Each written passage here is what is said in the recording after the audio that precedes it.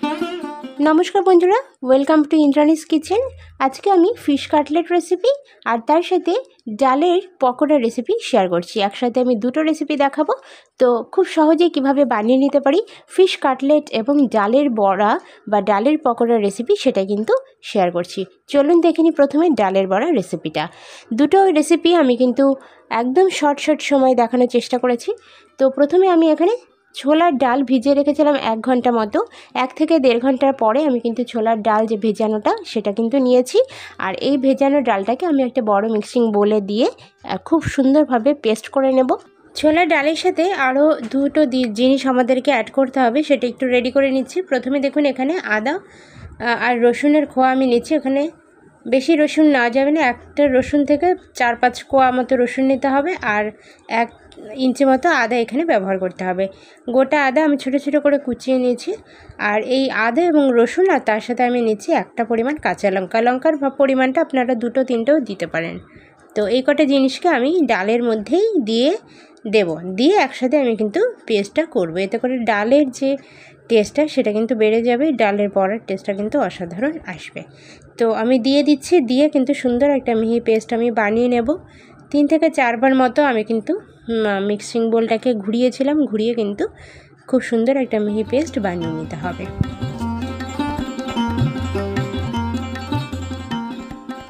এবার ডালের সাথে আমি কিছু জিনিস অ্যাড করছি। দেখুন প্রথমে দিয়ে দিচ্ছি গুঁড়ো মশলার মধ্যে হলুদের গুঁড়ো, দিয়ে দিচ্ছি জিরের গুঁড়ো খুবই সামান্য পরিমাণ, আর দিয়ে দিচ্ছি ধনিয়া গুঁড়ো বা করিয়েন্ডার পাউডার খুব সামান্য পরিমাণ। কাশ্মীরি লাল লঙ্কার গুঁড়ো ব্যবহার করছি এখানে। আপনারা চাইলে কিন্তু কাশ্মীরি লাল লঙ্কার গুঁড়োর বদলে লঙ্কার গুঁড়োটাও দিতে পারেন। আমি এখানে কাশ্মীরি লাল চিলি পাউডারটা দিচ্ছি, তাতে করে কালারটা সুন্দর আসবে। সামান্য পরিমাণ তরকার মশলা এখানে ব্যবহার করছি। আপনারা চাইলে যে কোনো চ্যাট মশলাও ব্যবহার করতে পারেন। দেওয়ার পরে এটা কিন্তু 1/2 টেবিল স্পুন মতো দিলাম। এবার দেওয়ার পরে আমি পেঁয়াজ কুচিয়ে দিয়ে দিচ্ছি। একটা বড় সাইজের পেঁয়াজকে খুব ছোটো করে আমি কুচিয়ে নিয়েছি আর সেটা কিন্তু ব্যবহার করছি। খুব ভালো করে হাত দিয়ে আমি মিশিয়ে নিচ্ছি সবকটা উপকরণকে।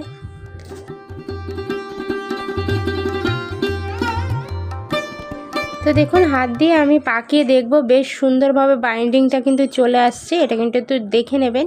যদি আপনাদের বাইন্ডিং আসতে কোনো অসুবিধা হয় তাহলে কিন্তু আপনারা সামান্য পরিমাণ বেসন দিতে পারেন, বেসন বা আদার্স আর একটুখানি ডাল কিন্তু বেটে এর মধ্যে দিয়ে দিতে পারেন।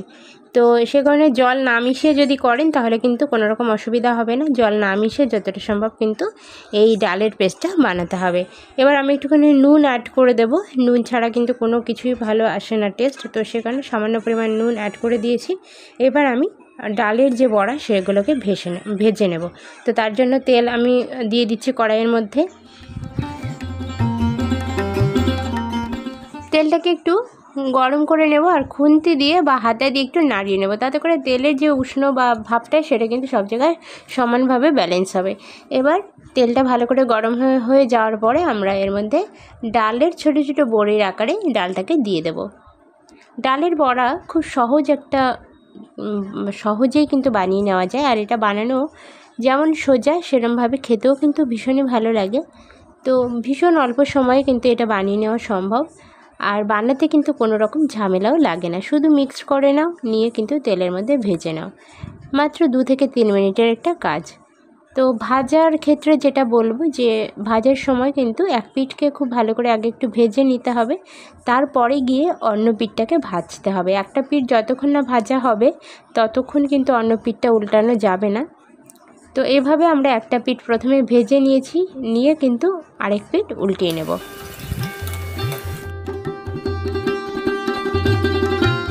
এপিঠ ওপিঠ উল্টিয়ে নিলেই ডালের বড়া কিন্তু রেডি হয়ে যাবে।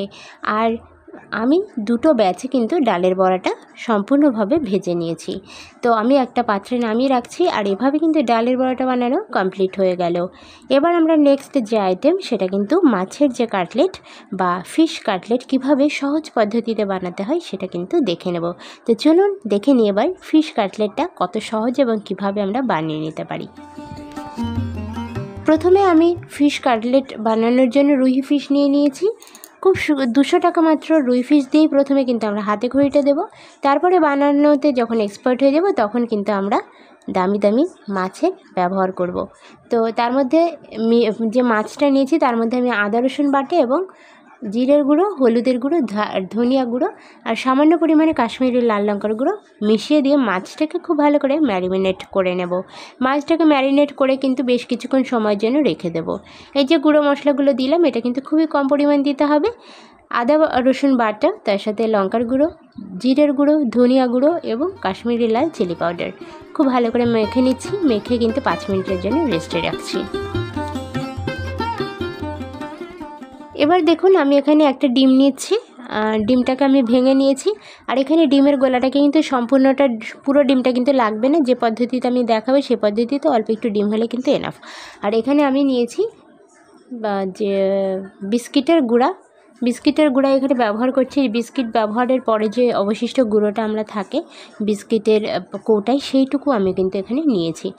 তো আপনারা চাইলে পাউরুটি যে গুঁড়োটা হয় সেটাও কিন্তু বানিয়ে নিয়ে সেটাও ব্যবহার করতে পারেন। সামান্য একটু রোস্ট করে আপনারা মিক্সিং বলে যদি দিয়ে দেন পাউরুটিটা একদম তৈরি হয়ে যাবে এরকম গুঁড়োর আকারে, সেটা দিয়েও কিন্তু বানিয়ে নিতে পারেন। আমি এখানে বিস্কিটের গুঁড়া ব্যবহার করছি।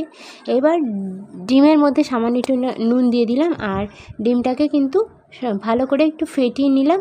ডিমের যে নুনটা সেটা একটু মিশিয়ে নিলাম, নিয়ে আমি এর মধ্যে সামান্য পরিমাণ ডিমের যে গোলাটা দিয়ে দেব। বেশি পরিমাণ কিন্তু আমরা দেব না, খুবই সামান্য পরিমাণ। 4টে এখানে মাছ আছে, 4টে মাছই কিন্তু লাগিয়ে নেব। এভাবে ডিমের গোলাটা ব্যবহার করে যে ব্রেড গ্রামস আমরা লাগাবো তাতে করে খুব ভালোভাবে কিন্তু বাইন্ডিংটা হবে। ব্রেড গ্রামস বা বিস্কুটের যে পাউডারটা সেটা কিন্তু খুব ভালোভাবে লেগে থাকবে। তো সেই কারণে কিন্তু সামান্য পরিমাণ ডিমের গোলাটাকে একটু ভালোভাবে মাখিয়ে নিতে হবে। এবার আমরা বিস্কিটের গোলাটার মধ্যে এভাবে ডুবিয়ে এক একটা রেডি করে নেব। মাছের যে পিস সেটাকে রেডি করে নেব ভাজার জন্য। ফ্রাই করার জন্য মাছগুলো কিন্তু একদম রেডি হয়ে গেছে। এবার আমি তেলের মধ্যে দিয়ে একটা পিস একসাথে সবগুলো পিসকে দিয়ে দিচ্ছি, দিয়ে কিন্তু যে ফিশের কাটলেটটাকে রেডি করে নিচ্ছি। এপিট ওপিট খুব ভালো করে কড়া করে আমি ফ্রাই করব, তাতে করে খুব ভালোভাবে ভেতরের জিনিসটা কিন্তু ফ্রাই হবে। তার জন্য 4টে পিসই কিন্তু আমি একবারই দিয়ে দেবো আর একটা পিঠ হওয়া পর্যন্ত অপেক্ষা করব। মাছের একটা পিঠ রেডি হয়ে গেলে আমরা অন্য পিঠটাকে উল্টে দেবো আর উল্টে পাল্টে মাছটাকে খুব ভালোভাবে ফ্রাই করে নিলেই রেডি হয়ে যাবে ফিশ কাটলেট। ঘরোয়া পদ্ধতিতে এইভাবে একবার বানিয়ে খেয়ে দেখুন, আশা করি আপনাদেরকে আর বাইরের ফিশ কাটলেট খাওয়ার প্রয়োজন হবে না, এতটাই টেস্টি হয়। তো আজকের দুটো রেসিপি কেমন লাগলো অবশ্যই কিন্তু কমেন্ট বক্সে জানাবেন।